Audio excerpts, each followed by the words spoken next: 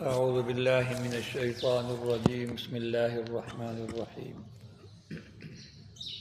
وقرن فی بیوتکن ولا تبرجن تبرج الجاہلیۃ الاولی واقمن الصلاۃ وآتین الزکاۃ واطعن اللہ ورسولہ انما یرید اللہ لیذہب عنکم الرجس اہل البیت ویطہرکم تطہیرا۔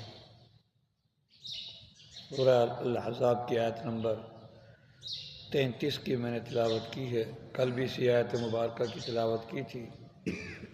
اس کے ابتدائی حصے کی میں نے کل تفسیر کر دی تھی۔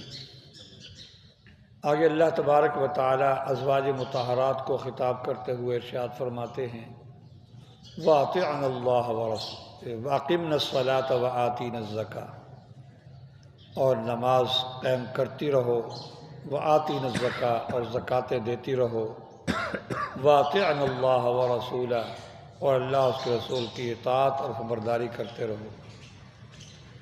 تو یہ میں نے کل بھی بتایا تھا، بظاہر خطاب تو ازواج مطہرات کو ہے، لیکن تمام عورتیں اور تمام مسلمان ہی اس کے ذمہ دار ہیں، اس کے مکلف ہیں۔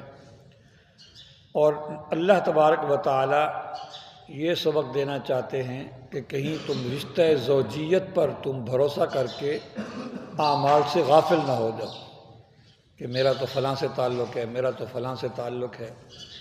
جیسے فاطمہ رضی اللہ تعالی عنہ سے بھی ارشاد فرمایا تھا کہ محمد بھی تجھے نہیں بچا سکے گا اگر تو ایمان نہیں لائے گی تو۔ اسی طرح ان کو بھی خطاب ہے کہ نماز بھی پڑھو اور زکوٰۃ بھی دو، اللہ اس کے رسول کی اطاعت کرو، کہیں رشتہ و زوجیت پر تمہیں فخر نہ ہو جائے کہ ہم تو نبی کی بیویاں ہیں، ہم سے کیا پوچھ گچھ ہوگی، ہم سے کیا پوچھنا ہوگا۔ نہیں، وہاں ہر چیز ہر ایک سے پوچھا جائے گا اعمال صالحہ کے بارے میں، جس طرح ایمان کے بارے میں پوچھا جائے گا، اعمال کے بارے میں پوچھا جائے گا۔ اس لیے کہیں آپ رشتہ زوجیت پر فخر کرتے ہوئے تم اعمال میں کوتاہی نہ کرنے لگ جاؤ، اعمال پورے پورے کرو، اللہ اس کے رسول کی اطاعت کرو۔ اللہ اس کے رسول کی اطاعت کے بغیر دنیا آخرت میں کامیابی نہیں ہو سکتی۔ آگے پھر ایک اور منقبت بیان فرمائی انما یرید اللہ لیذہب عنکم الرجس اہل البیت ویطہرکم تطہیرا۔ اللہ تو بس یہی چاہتا ہے کہ تم سے جو ہے گندگی کو دور کر دے اے اہل بیت، اور تمہیں اچھی طرح پاک صاف کر دے۔ اس رجس سے کیا مراد ہے؟ بعض مفسرین فرماتے ہیں اس سے مراد فسق و فجور اور گناہ ہے۔ اللہ یہ چاہتے ہیں کہ تمہیں ہر قسم کے گناہ سے پاک صاف کر دے۔ اور بعض مفسرین نے فرمایا کہ اس سے مراد وہ باطنی خرابیاں ہیں، اخلاق رذیلہ، جیسے حسد ہے، بغض ہے، کینہ ہے، طمع ہے، یہ چیزیں مراد ہیں۔ لیکن یہ بھی گناہ ہیں، اس لیے پہلی تفسیر ہی جامع ہے کہ اللہ چاہتے ہیں کہ تم سے ہر قسم کے گناہوں کو دور کر دے اور تمہیں اچھی طرح پاک صاف کر دے۔ دو چیزیں ہوتی ہیں، ایک ہوتا ہے رذائل سے پاک ہونا، اور ایک ہوتا ہے فضائل کے ساتھ مزین ہونا۔ ایک ہے کپڑا تو سادہ ہے لیکن میلا کچیلا نہیں ہے، اس کو میل سے صاف کر دینا، اور ایک ہے پھر اس کپڑے پر پھول بوٹے بھی بنا دینا۔ پھول بوٹے بنے ہوں لیکن میل کچیل بھی لگا ہو تو پھول بوٹے تو اچھے نہیں لگیں گے۔ اس لیے میل کچیل بھی دور ہونا ضروری ہے، گناہوں کا میل کچیل، اور پھر اس کے ساتھ جو ہے نماز روزہ ہے، اسی طرح تلاوت ذکر ہے، اس کے ساتھ اپنے آپ کو مزین کرنا بھی ضروری ہے۔ دونوں چیزیں ضروری ہیں۔ تو اللہ پاک یہ چاہتے ہیں کہ تم سے ہر قسم کی گندگی کو، گناہ کو، فسق فجور کو، چاہے وہ ظاہری گناہ ہو چاہے وہ باطنی گناہ ہو، وہ تم سے دور کر دے اور تمہیں اچھی طرح پاک صاف کر دے اے اہل بیت، اے ازواج مطہرات۔ اہل بیت کے اولین مصداق جو ہیں وہ ازواج مطہرات ہیں۔ اور یہ بہت بڑی منقبت ہے کہ اللہ یہ ارادہ کر رہے ہیں۔ ہم یہ بار بار جملہ سنتا رہتے ہیں کہ اللہ کا ارادہ ہی وجود کا نام ہے۔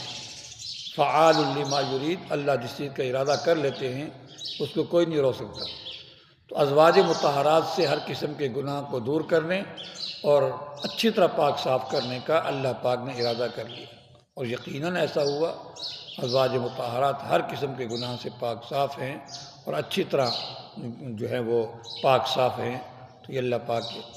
تو اس اہل بیت سے مراد پہلا مصداق جو ہے وہ ازواج مطہرات ہوتے ہیں، کیونکہ آگے پیچھے آپ دیکھ رہے ہیں کئی دنوں سے یہ آیتیں پڑھی جا رہی ہیں، اس میں خطاب یا ایھا النبی قل لازواجک یا نساء النبی یا نساء النبی لستن کاحد من النساء، ازواج مطہرات کو خطاب ہے۔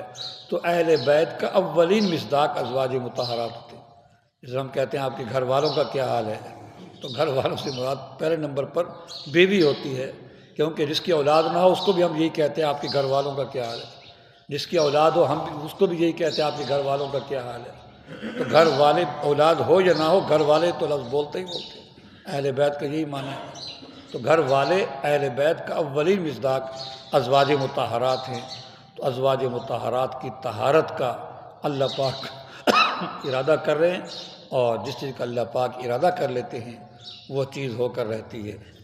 بعضوں نے کہا کہ یہاں لفظ جو ہے وہ عنکم ہے، تم سے، یہ مذکر کا صیغہ ہے، مذکر کی ضمیر ہے، حالانکہ قرآن مجید کے اندر کئی جگہ جو ہے وہ ازواج کے لیے کم ضمیر مذکر کے لیے بولے۔ جیسے حضرت موسیٰ علیہ السلام جب مدین سے واپس اپنے علاقے میں تشریف لا رہے تھے، آپ کے ساتھ صرف آپ کی بیوی تھیں اور کوئی تھا بھی نہیں، تو کیا فرمایا، اذ قال لأہلہ امکثوا، اپنے گھر والوں سے فرمایا کہ تم ٹھہرو۔ امکثوا بھی جمع مذکر کا صیغہ ہے، تو امکثوا، حالانکہ آپ کے ساتھ تو صرف جو ہے وہ بیوی ہی تھی، تو اس کے لیے بھی جمع مذکر کا صیغہ استعمال کیا۔ تو اسی طرح حضرت ابراہیم علیہ السلام کو جب خوشخبری دی گئی تھی بیٹا ہونے کی، تو آپ کی جو زوجہ محترمہ تھیں انہوں نے تعجب کا اظہار کیا، 12ویں پارے کے اندر ہے، اَأَلِدُ وَأَنَا عَجُوزٌ وَهَذَا بَعْلِي شَيْخًا، آگے فرمایا قَالُوا وَتَعْجَبِينَ رحمۃ اللہ وبرکاتہ علیکم اہل البیت، علیکم اہل البیت، کیا تمہیں اللہ کی رحمتوں سے ابھی بھی تعجب ہے؟ کتنی اللہ کی رحمتیں تم پر ہوتی رہتی ہیں۔ تم، علیکم وہی صیغہ ہے جو یہاں پر ہے، ضمیر ہے، اہل البیت کا لفظ بھی ہے، تو اہل بیت کا یہاں مصداق جو ہے ازواج مطہرات ہیں۔